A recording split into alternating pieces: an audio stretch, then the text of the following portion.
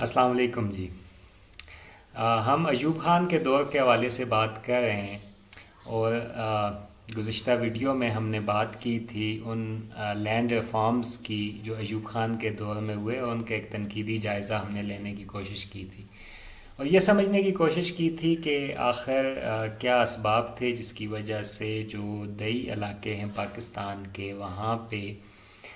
جو class disparity پیدا ہوئی اور جو فرق امیر اور غریب کے درمیان پیدا ہوا کہ جو بعد ازاں ہمیں ایوب خان کے خلاف جو چلنے والی تحریک ہے اس میں بہت شدت سے ابھرتا ہوا دکھائی دیتا ہے۔ آج ہم بات کریں گے ایوب خان کے دور میں صنعتی اصلاحات کے ایک تنقیدی جائزے کے حوالے سے، اور اس کی ایوب خان کی جو سیاسی پالیسیز تھیں اور جو سماجی اصلاحات اس نے لائی تھیں یہاں پہ، ان کو بھی ہم ساتھ ساتھ میں دیکھنے کی کوشش کریں گے۔ تو آج کی ویڈیو بنیادی طور پہ 3 حصوں پہ مشتمل ہے، اور ان تینوں کو ہم آج کور کرنے کی کوشش کریں گے۔ اب جب ہم صنعتی اصلاحات کے حوالے سے بات کرتے ہیں تو ایوب خان کا جو صنعتی اصلاحات کا ماڈل تھا وہ بنیادی طور پہ اس کے 2 پلرز تھے۔ پہلی بات یہ تھی کہ جتنی فائنینسنگ تھی انڈسٹریلائزیشن کے لیے، صنعتیں لگانے کے لیے، وہ دنیا کے ڈیولپڈ ملکوں خاص طور پہ امریکہ، انگلینڈ، جرمنی وغیرہ سے لونز اور فنڈز لے کر، فارن ایڈ اور لونز لے کر ان کے لیے فائنینسنگ جنریٹ کی گئی تھی، جو عمومی طور پہ ہم جب دنیا کے جو کلاسیکل ڈیولپمنٹ کے ماڈلز ہیں ان کو دیکھتے ہیں تو ہمیں یہ دکھائی دیتا ہے کہ جو ڈیولپڈ ملک ہیں وہ اپنے وسائل کے ذریعے وسائل پیدا کرتے ہیں، سورسز پیدا کرتے ہیں اور فائنینسز پیدا کرتے ہیں، جس سے کہ انڈسٹریلائزیشن کا پہیہ پہ چلایا جاتا ہے۔ تو یہاں پہ ایسا نہیں ہوا تھا، بلکہ باہر کی دنیا سے قرضے لیے گئے اور ان قرضوں کی بنیاد پہ یہاں پہ انڈسٹریلائزیشن کا عمل شروع ہوا۔ جو دوسری اہم بات، جو خاص فیچر ہے ہمیں ایوب خان کے دور کے انڈسٹریلائزیشن کے حوالے سے دکھائی دیتی ہے، وہ یہ کہ ایوب خان کے دور میں جو انڈسٹریلائزیشن ہوئی یہ پرائیویٹ اکانومی کے جو فریم ورک ہے اس کے اندر یہ انڈسٹریلائزیشن ہوئی اور اس کا پروسیس چلا۔ اس کا مطلب یہ ہے کہ جو ریاست تھی وہ خود صنعت لگانے میں، یا صنعت کی اونرشپ جو تھی وہ ریاست کے پاس، اسٹیٹ یا گورنمنٹ کے پاس نہیں تھی، بلکہ وہ فیسیلیٹیٹ کر رہی تھی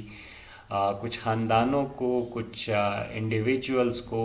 کہ وہ اپنی صنعتیں یہاں پہ لگائیں، اور یہ صنعتیں پرائیویٹلی لگ رہی تھیں۔ اب یہ دونوں جو چیزیں ہیں ان کے ریپرکشنز ہوئے پاکستانی سماج کے لیے، اور پاکستان کی جو اوورآل ڈسپیرٹیز پیدا ہوئیں ان میں ان کا بہت زیادہ اہم کردار تھا۔ تو اس حوالے سے ہم ذرا سا پاکستان کو دیکھنے کی کوشش کرتے ہیں۔ اب جب ہم اس کے پہلے پہلو پہ بات کریں، جو فارن فنڈنگ یا جو فائنینسز باہر سے جنریٹ ہوئے تھے اور لونز کی شکل میں جو لیے گئے تھے، تو جب یہ ایڈ پاکستان کو ملنا شروع ہوئی اور یہ انڈسٹری میں انویسٹ ہو رہی تھی، انڈسٹریل کلاس کو پرووائڈ کی جا رہی تھی، تو وقت گزرنے کے ساتھ ساتھ یہ فائنینسز جو ہیں یہ چونکہ انٹرسٹ کے ساتھ ان کو ری پے کرنا تھا، جو پیسہ باہر سے لیا جا رہا تھا، جو لونز لیے جا رہے تھے اور جو ایڈ لی جا رہی تھی وہ سود کے ساتھ واپس ہونی تھی۔ تو اب ان کا جو سود ہے اور جو ڈیٹ برڈن جسے کہتے ہیں، قرضوں کا بوجھ ہے، یہ بہت زیادہ اس میں اضافہ ہوتا چلا گیا، اور 70s میں تو آ کر یہ حالت ہو گئی کہ پاکستان کے لیے اپنے ریسورسز سے ان لونز کا انٹرسٹ یا جو ان کی قسطیں دینی ہوتی تھیں وہ دینا ممکن نہیں رہا، اور قرضوں کی ادائیگی کے لیے مزید قرضے لیے گئے، یعنی قرضے لے کر انہی میں سے پہلے والے قرضوں کی قسطیں ادا کر دی گئیں۔ تو یہ ایک ایسا ویشیس سرکل تھا، ایک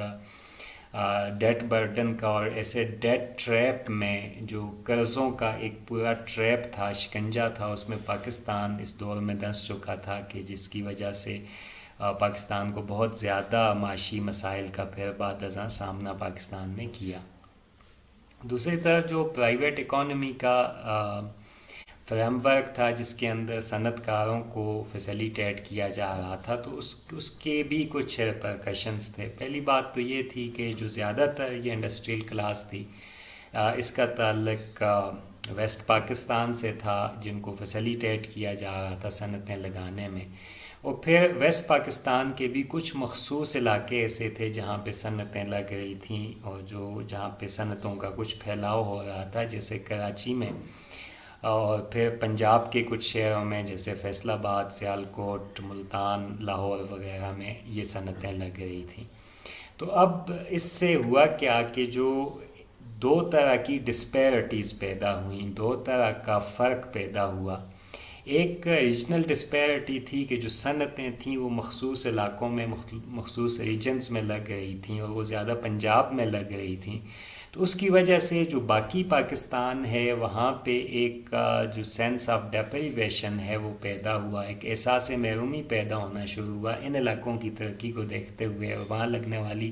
صنعتوں کو، کیونکہ جب بھی کہیں پہ صنعت لگتی ہے تو وہاں یقیناً روزگار کے مواقع بھی پیدا ہوتے ہیں،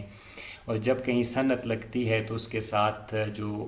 چھوٹی موٹی اور انڈسٹریز ہیں وہ ڈیولپ ہوتی ہیں، جیسے ہوٹلز بننے لگ جاتے ہیں، روڈ کا نیٹ ورک بہتر ہو جاتا ہے، بجلی کی سپلائی وہاں پہ میسر آ جاتی ہے، وہاں پوسٹ آفیسز بن جاتے ہیں، بینکس بن جاتے ہیں۔ تو یہ پورا ایک انفراسٹرکچر کا پیکج ہوتا ہے جو صنعتی علاقوں میں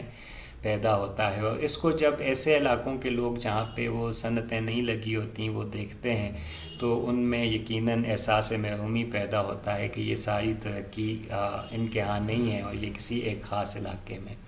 اب یہ جو احساس محرومی پیدا ہوا تھا اس کی وجہ سے لوگ جو ہے اس طرح سے بات کرنا شروع ہو گئے تھے کہ جو ڈومیننس ہے پنجاب کی یا پنجابی ایلیٹ کی پاکستان کے پولیٹیکل سٹرکچر کے اندر، اس کی وجہ سے پنجاب جو ہے، اگرچہ پنجاب کے اندر بھی کچھ شہر جو ہیں وہ انڈسٹریل سینٹرز بنے تھے اور وہاں صنعتیں لگ رہی تھیں، لیکن جو باقی چھوٹے صوبے تھے جو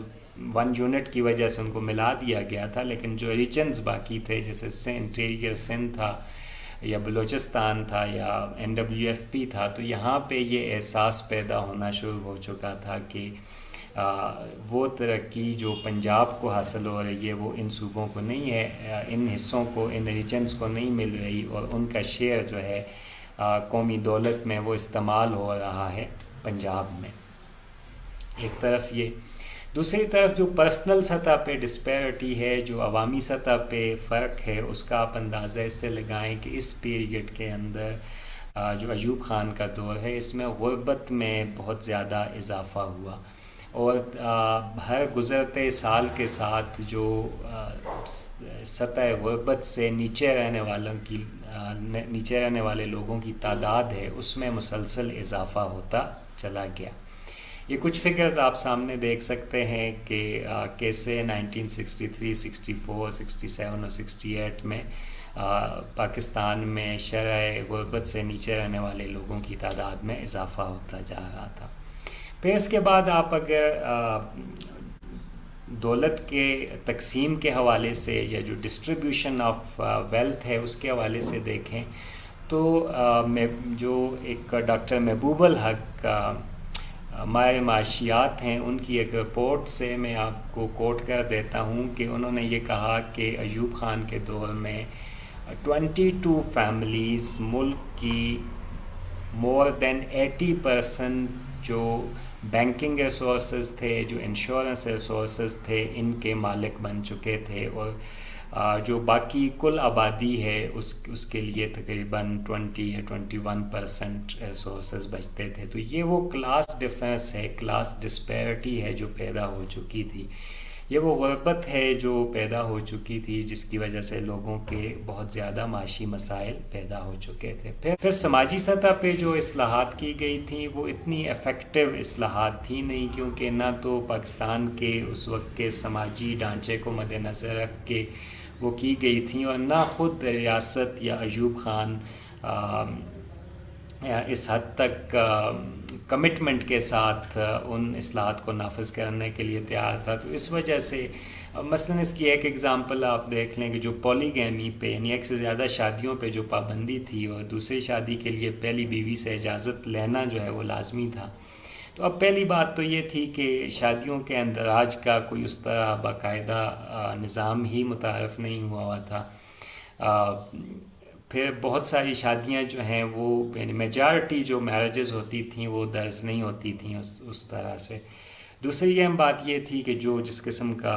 جو ہمارے ہاں پیٹریارکل سٹرکچر ہے جس کے اندر فیمیل جو ہے وہ مکمل طور پہ ڈیپینڈنٹ ہوتی ہے اپنے میل ممبرس پہ فیملی کے, تو وہاں پہ ایک خاتون سائیکولوجیکلی, ایموشنلی, فائنینشلی وہ بالکل ڈیپینڈنٹ ہے. تو ہاؤ کوڈ شی چیلنج